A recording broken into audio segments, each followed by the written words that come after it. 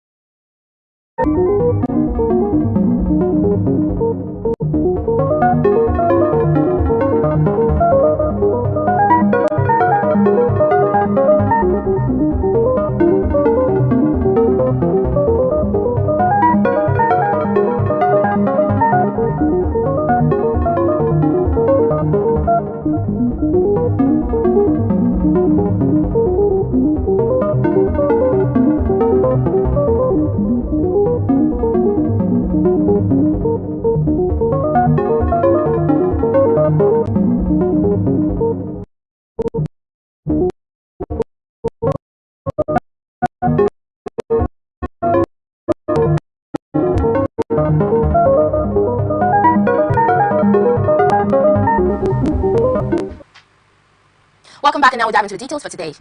Governor Monday Okpebolo of Edo State has accused his predecessor, Godwin Obaseki, of deliberately withholding books donated to the state by President Bola Tinubu from students in the state.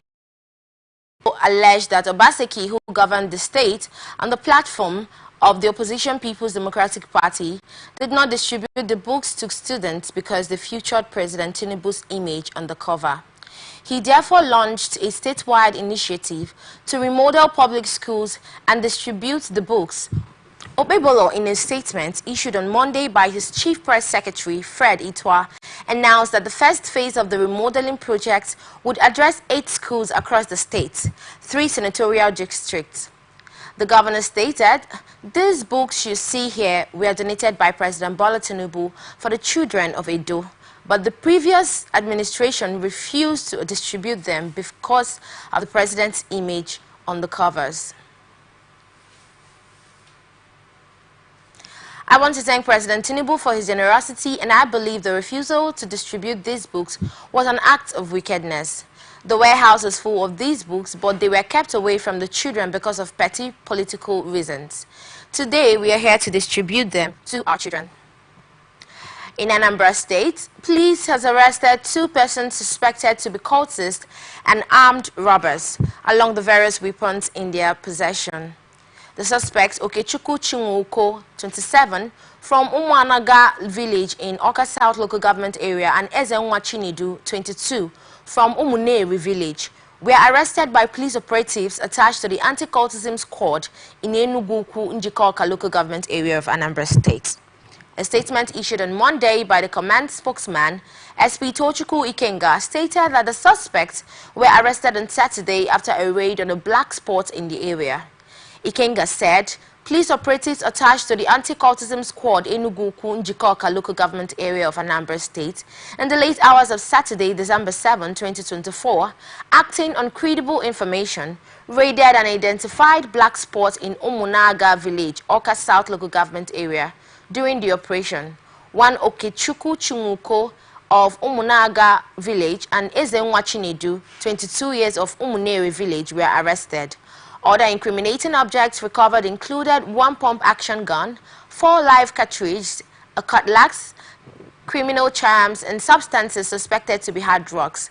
The operatives also rescued 2 female victims who the suspect had forcibly abused sexually. The arrested suspects are currently undergoing interrogation on their modus operandi, and further details shall be communicated in due course. Moving on to Enugu State, Nigerian Police Force has directed the command to identify and hold accountable the officers accused of assaulting a driver over an alleged 100 naira bribe. The force spokesperson, ACP Alumunyiwa Ajejobi, announced the directive on Monday through his social media handle after a video of the incident emerged online. The unacceptable Enugu Police Force produced these men immediately for necessary action. Although the exact location of the incident remains unclear, the viral video has sparked outrage among Nigeria online, with many condemning police brutality across the country. The 4-minute viral video depicts armed men in police uniforms engaging in a confrontation with a bus driver.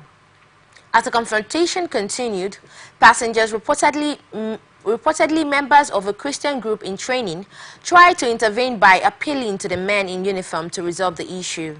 Despite the passengers' attempts to mediate, at least 4 officers began assaulting the driver. At the same time, other group members inside the bus, one of whom was suspected of recording the incident, screamed in distress. In Abia State, the government has commenced community engagements to communicate the government's intentions to the people of the Nsulu clan in the Isialangwa local government area of the state. The chief of staff to Governor Alex Oti, Calab Ajabwa, announced this on Monday while addressing traditional rulers and other representatives of the various host communities at the palace of Eze Christopher Ebere in Umumatai, Isialangwa local government area. Ajabwa showed them letters the various stakeholders of the communities had written to the government accepting the project and making some demands, as well as a communique written by stakeholders of the clan consenting to the project, which those present at the community engagement agreed that day and their representative had endorsed. He said there is no opposition to the project among the leaders, but this meeting was to prepare the minds towards receiving the government's delegation that will be visiting and interfacing with the community by community starting from Tuesday, December 10, 2024. The government at present is cutting traces in the site, and when completed, would identify the real owners of the areas chosen and would then pay compensation to them before work commences. In Lagos State, Governor Babajide Sanwo-Olu has stated that the essence of infrastructure built in the state is to bring relief to the people and not to burden the residents. Governor Sanwo-Olu, who made the appeal at the inauguration of the Abiola Ajayi Oba and the Obawele Iju Ishage Road at Ifako Ijayi local government area on Monday, asked the landlords and landowners not to increase their rents and land. He urged the landlords not to increase property prices to enable the residents enjoy the benefits of putting up with years of poor environment. The governor appealed to landlords and landowners at Ifako Ijaye local government area not to increase rent of houses and shops. He said that his administration's focus was to ensure the quality of life of the citizens through meaningful projects. I want to make an appeal to landlords and landowners. Do not increase your rent and land. The essence of this infrastructure build is to bring relief to the people and not to burden the residents. Please do not increase property prices to enable the residents enjoy the benefits of putting up with years of poor environment. Kabiyesi, please, this bridge is not meant for dropping trash. I am committed to addressing long-standing problems of communities, including flooding and commuting, Sanwo-Olu said. Still in Lagos State, a resident of Ajah in Lagos State has sent a distress call to Governor Babajide Sanwo-Olu over the planned opposition of a new traditional ruler in the community. This was expressed in a peaceful protest which took place at the governor's office on Monday morning. The protest is the second in 2 weeks, following a similar one at the Lagos State House of Assembly on November 28. The General Secretary of the Ajah community, Kazeem Odunlami, who led the protesters to Alausa, said the Ajah residents require the urgent intervention of the government. Odunlami said what the Ajah residents were clamoring for was the intervention of the state governor to stop the planned imposition so as to prevent conflict in the community. He said, today, December 9, 2024, we are here to make our submission and solidarity with our people in Ajah before our governor. We are here to let the governor know about the planned imposition of a traditional ruler in the Ajah community. We don't want the governor to listen to misleading information towards the ownership of Ajah. We all know that the state government is so staunch about law and that the governor believes in the rule of law. This is why Lagos State is regarded as a center of excellence. Because in a situation where there is no rule of law, there will be anarchy. Moving on in Ogun State, retiring Commissioner of Police Abiodun Alamutu has said his only regret as he blows out of office was his inability to get the killers of the late finance director attached to the governor's office. Mr. Taiwo Oyekami was abused and shot dead on November 29, 2023, while returning from his bank where he went to withdraw some funds for the state. About 5 gunmen reportedly blocked the bullion van Oyekami boarded while ascending the popular Kuto Bridge in Abeokuta. Opened fire on the official, broke the bullion van door with sledgehammers and carted away huge sums of money. Oyekami was pronounced dead at the State Hospital Ijaye, Abeokuta. Governor Dapo Abiodun, moved by the incident, announced a bounty of 50 million naira for anyone with information that could lead to the arrest of the assailant. Alamutu, who pulled out of service on Monday after 35 years of meritorious service, told newsmen that his only regret was the command's inability to apprehend the assailant. He nonetheless expressed confidence and prayed that his successor would continue from where he stopped in ensuring that justice was served. I deeply appreciate the unwavering support and commitment shown by my colleagues, community leaders and citizens, and the media throughout my administration. Moving on, 36-year-old Togolese Nokuno Daniel has been gruesomely murdered by suspected land grabbers in Ogun State. Newsmen learned on Monday that a tragic incident occurred on Wednesday, November 27 at Atan Sokoto Road, Olugede area of Ogun State. A close friend of the victim, Peter John, told our correspondent that Daniel had visited the plot of land in preparation for his building project, which he planned to start the next day. After completing some tasks on the land, Daniel told his wife that he would return home soon. However, shortly after, he said he was attacked by the land grabbers following a dispute and was brutally hacked to death with machete. He noted that the community alerted the police, who later retrieved the victim's body and took it to the Atan police station. They macheted him beyond recognition so much that they could not put his corpse at the mortuary that took him, but instead they took him to burial. The people who killed him went away with his phone and motorbike, John stated. Moving on, 5 men on Monday appeared before the magistrates court in Ota, Ogun State for allegedly stealing a truckload of Milo products worth 25 million naira. The defendants, Temidire Ramon, 35, Aminu Yusuf, 26, Olusola Opadere, 35, Oludaye Adeleye, 38, and Omodu Jimo, 51, are standing trial on 2 counts of stealing and conspiracy. The prosecutor, Inspector E.O. Adero Loye, told the court that the defendants committed the offences on October 13, 2020 at Abara in Ogun State. The charge sheet cited by our correspondent reads that youth Semidire Ramon, Aminu Yusuf, Olusola Opadere, Oludayo Odalaye, and Omodu Jimo on October 13, 2020 at Abara, Ogun State in the Ota Magistrate District did conspire among yourselves to commit felony to wit, stealing, and thereby committed an offence contrary to punishable under Section 516 of the Criminal Law of Ogun State of Nigeria, 2006.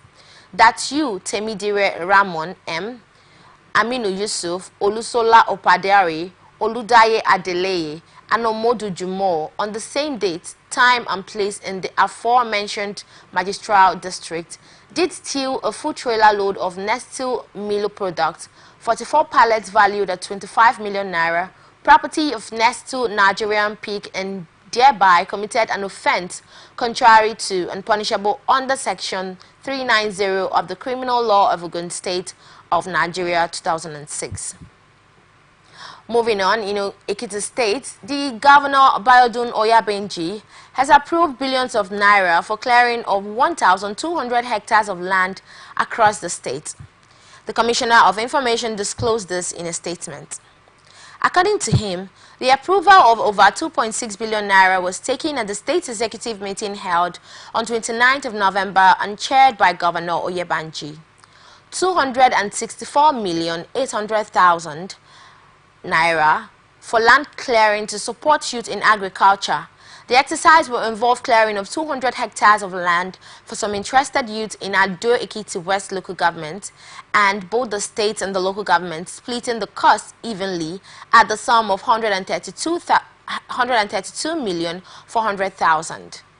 He said, in view of the need to plant crops before the end of the farming season, Pisos Integrated Service Limited was engaged directly for the job in line with direct procurement method and expected to execute the contract within 4 weeks to facilitate planting of crop this year, jointly monitored by Ministry of Local Government and Ministry of Agriculture and Food Security.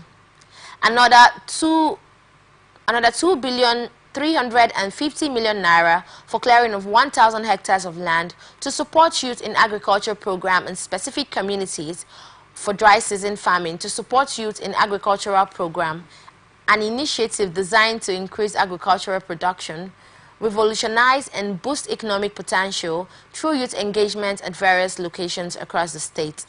Critics have, however, argued that the project cost is excessive and unjustifiable, particularly considering the state's financial constraints. In Sokoto State, Police Command has arrested one Austin Anthony, 44 years old, and 32 years old Mansour Abubakar for car theft in the state. The command spokesperson, ASP Ahmed Rufai, disclosed this in a statement made available on Monday. The statement said, on 5th December 2024, at about 6 hours, a complaint of car theft was reported by one Adamu Muhammad and Kabiru Shehu, all of Badon Barade area Sokoto, that on the same date at about 4:00 hours, their motor vehicles Corolla LE ash color and Pontiac Vibe were stolen. On receipt of the information, policemen attached with the striking first unit of the command swept into action and alerted police checkpoints along the Benin-Kebbi Road, where one of the stolen vehicles was found driven by one of the suspects at Bodinga Town, heading to Benin-Kebbi Road. In the course of the investigation, the suspect confessed to the crime and 2 additional vehicles were recovered and 1 other suspect was arrested. The statement further said, prior to this, The said suspect, Austin Anthony, was arrested by policemen attached to the CID in possession of 3 stolen vehicles and was arraigned to court on 28 September for the same offense. As soon as the investigation is completed, the suspect will be charged to court for prosecution. In Benue State, the government has announced plans to conduct a livestock census to gather comprehensive data on animals and their owners across the state. The Principal Special Assistant to the State Governor on Livestock Development and Transboundary Animal Disease Control, Dr. Aondaoka Asambe, disclosed this on Monday in Makurdi after inspecting abattoirs and livestock markets. Asambe explained that the census aims to address persistent farmer-herders clashes and other forms of criminal activity.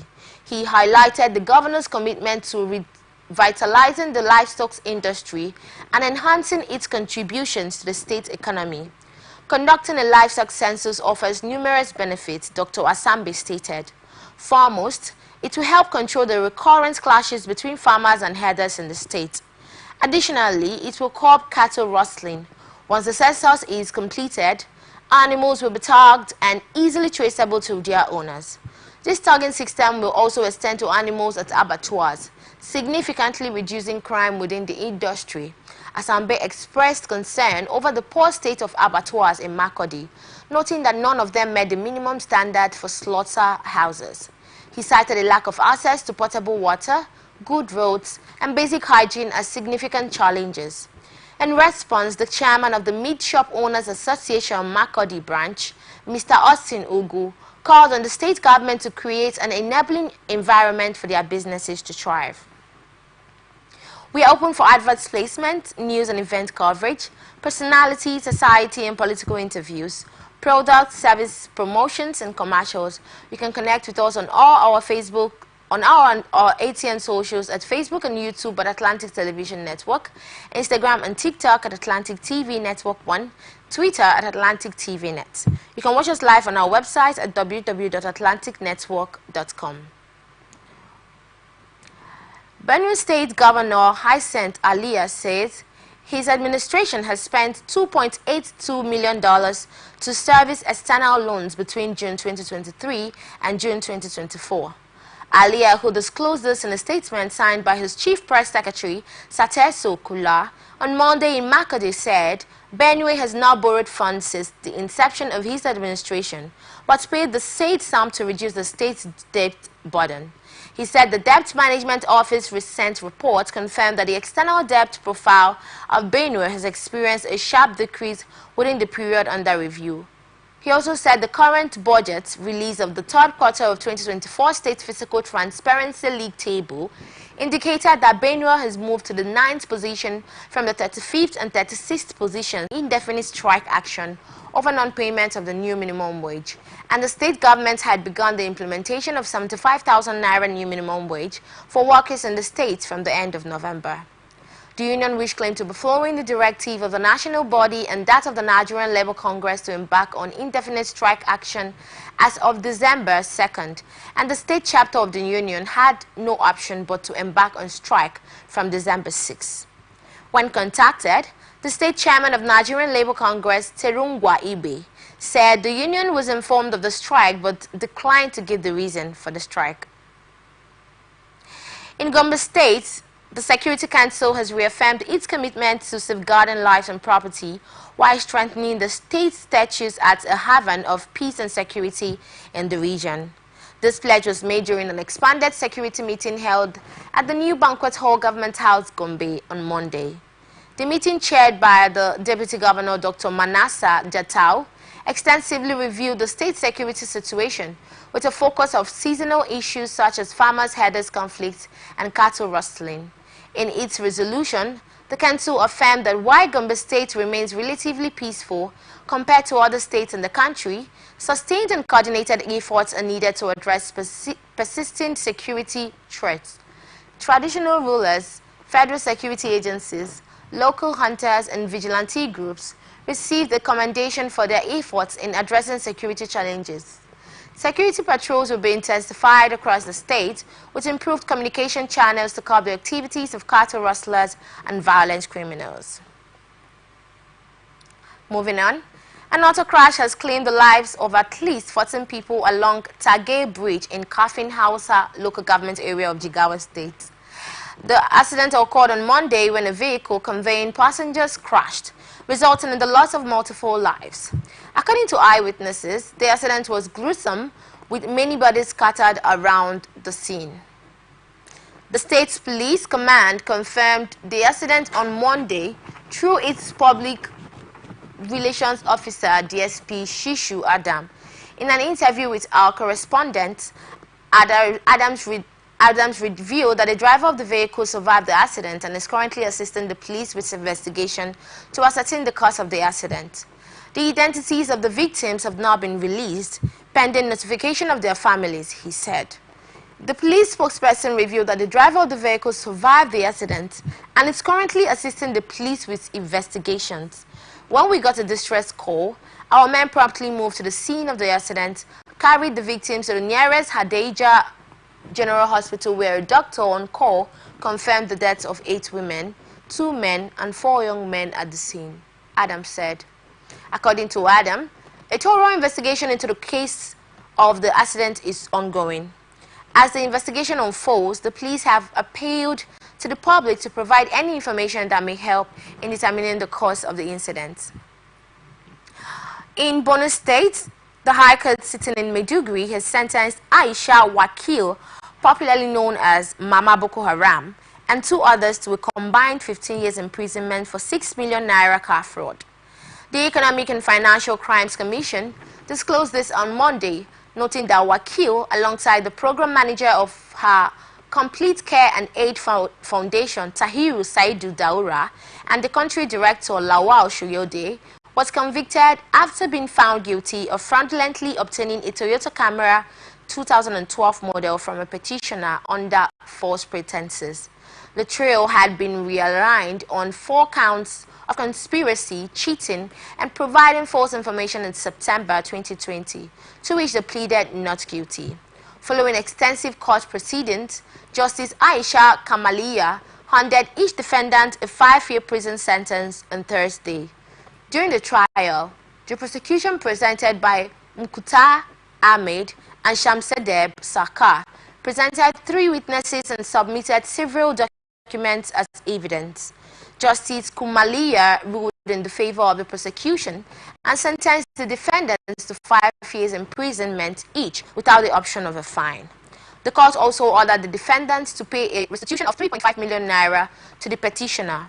Failure to comply with the restitution order would result in an additional 5 years imprisonment for each defendant, the judge said.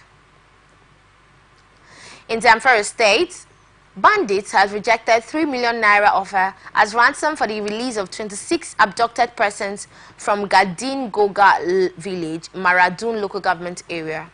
An indigene of the village, Abubakar Shehu, whose 3 daughters are among the abductees, disclosed this on Monday in a phone interview with a newsman. He clarified that 26 individuals were abducted during the attack, not 50 as earlier reported by some media outlets. Shehu explained that the abductees, including 19 females and 6 males, with one of his daughters preparing for marriage before her abduction. We raised 3 million to offer to the bandits, but they rejected it, Shehu lamented. When we informed their leader about the amount, he dismissed us saying we were not serious and then switched off his phone. Since then, we have been unable to reach him. Recounting the incident, Shehu said, the bandits attacked our community on Sunday and took away 26 people, all of whom are my neighbors. They contacted us to demand payment for their release, but they did not specify the amount they wanted.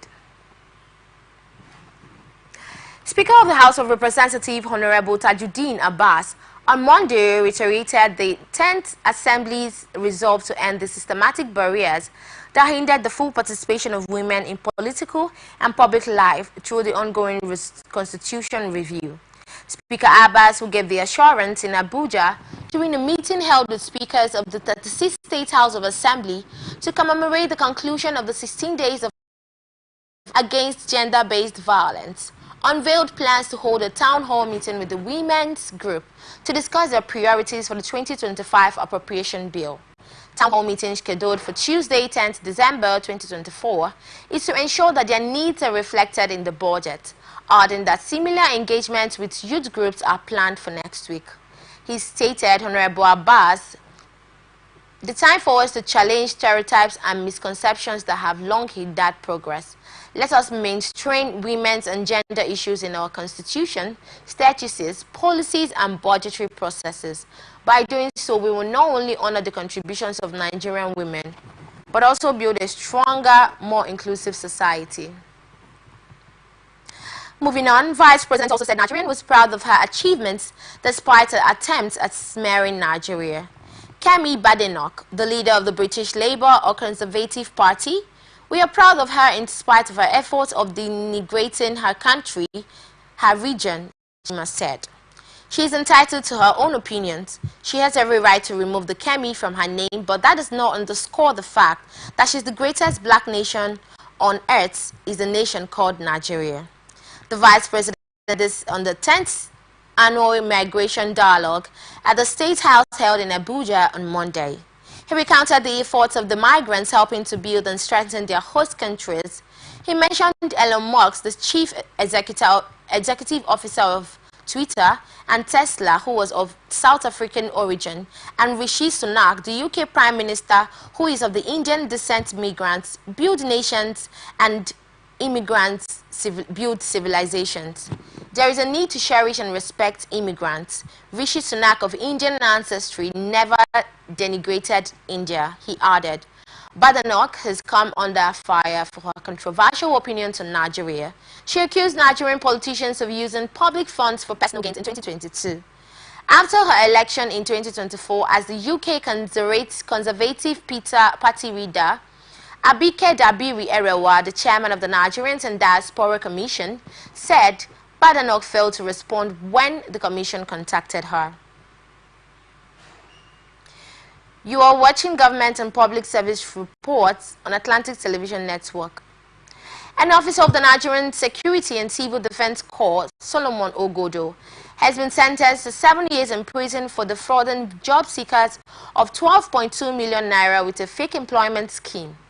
An officer of the Nigerian Security and Civil Defense Corps, Solomon Ogodo, has been sentenced to 7 years in prison for defrauding job seekers of 12.2 million naira with a fake employment scheme.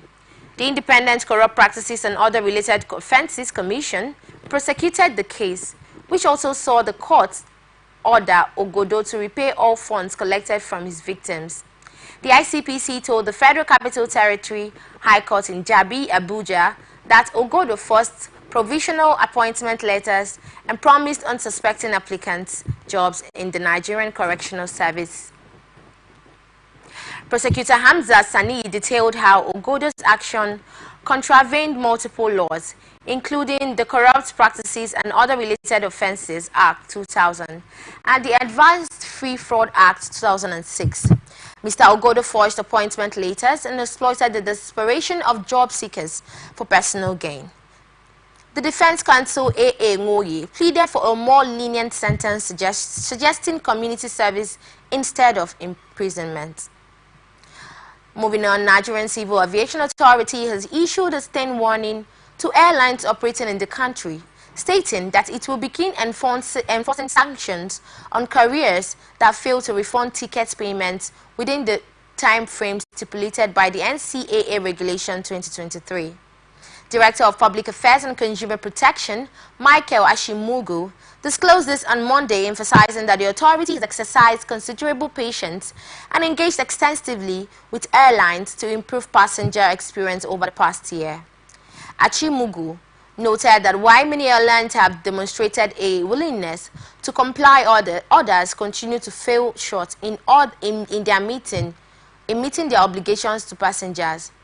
He said this is not mere rhetoric. The Consumer Protection Department has worked tirelessly to sensitize passengers and support operators.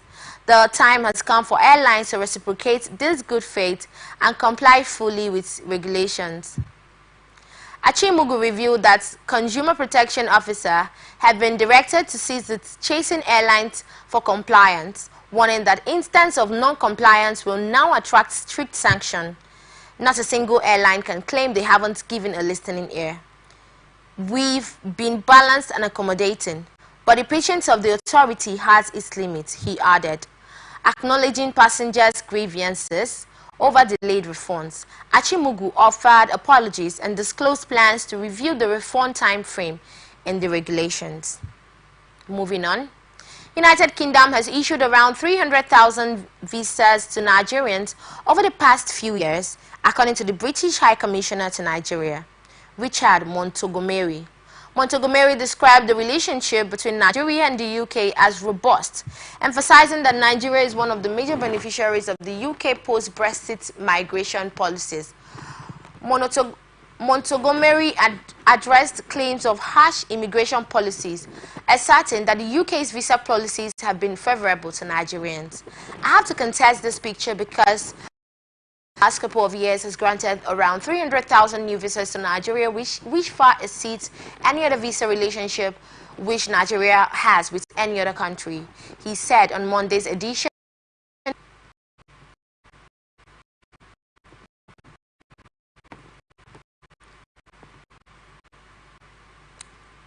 He said, the trends have been really positive post-Brexit, Nigeria being a major beneficiary of the post-Brexit migration visa rules. He noted that the number of work visas granted to Nigeria has increased significantly, rising from 10,000 to 20,000 within the years.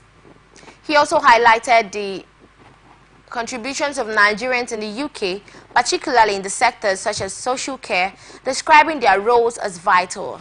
Nigerians, he added, account for approximately 10% of all visas issued by the UK in the past 2 years.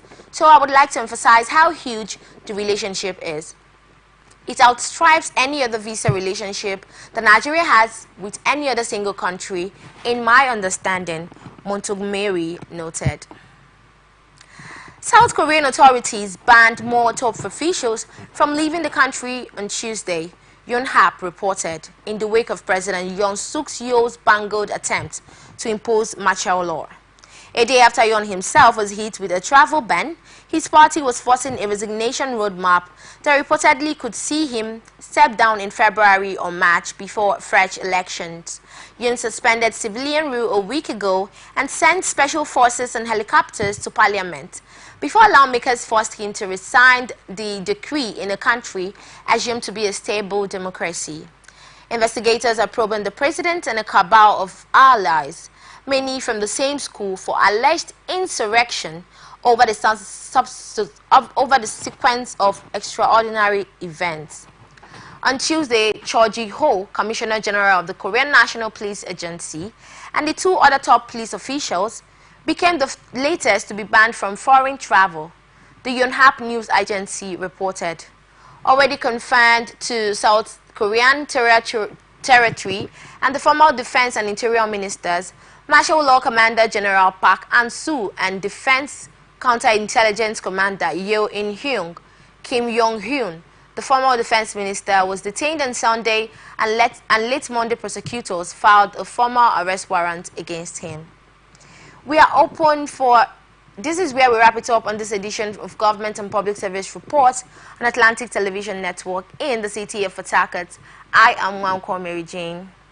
We are open for advanced placement, news, event coverage, personality, society, and political interviews, product, service promotions, and commercials.